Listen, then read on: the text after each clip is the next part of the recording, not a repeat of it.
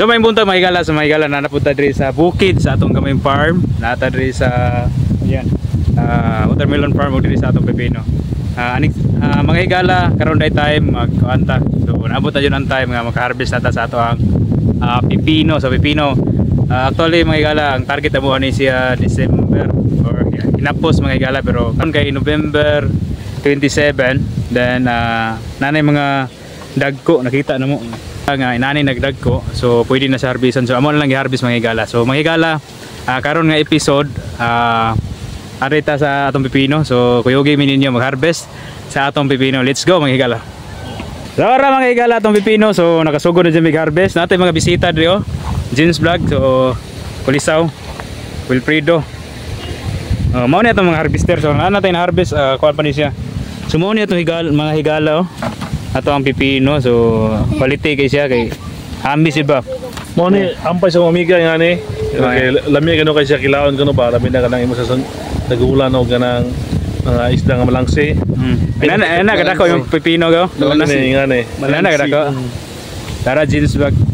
Okay mga titod gang dara ang harvester dara sa so parayan Japan may harvest so harvest yun na namin ako andre so ang harvest ron si kuan si atong team Kulisaw Wilper ito Bus Wilper so mao ni siya mga Kulisaw mao ni mga higala kana madani gamay okay ra so atong tanawon mga higala na kanina harvestan na siya so makita niyo mga higala napay siya ko no mga remaining nga bunga ba so napay siya diri so dagan pa siya mga segunda mga higala so mga 3 days ra ni mga higala maka-harvest na sa tani pareha ni mga higala so maka-harvest na sa tani mga 3 days estimated ani mga higala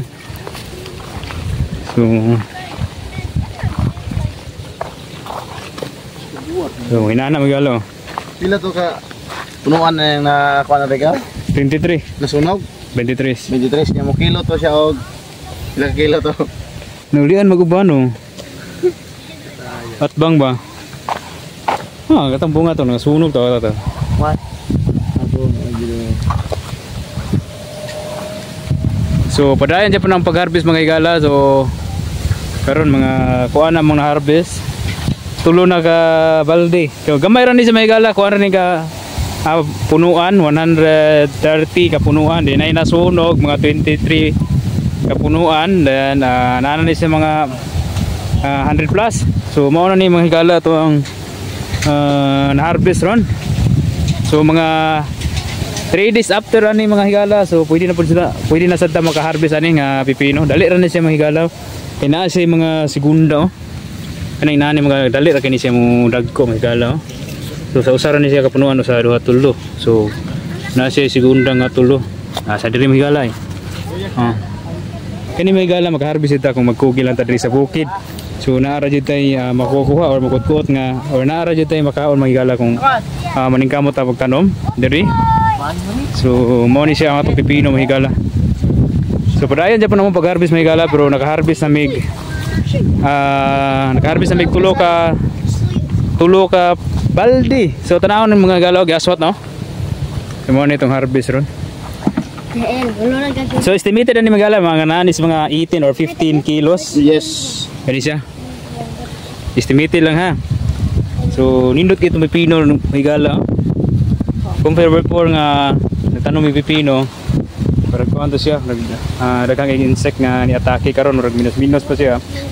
pero nagsugod na nakita ang sign kanina ani punggos pero okay ra higala kay nagsugod man tag-harvest okay so mao na ni mga higala atong na-harvest so mao na to mga higala manatag harvest atong pipino so nana siya sa mga almost 30 kilos atong na-harvest karong adlaw mga higala. So salamat sa pag-uban mga higala. So see you next video mga higala. God bless.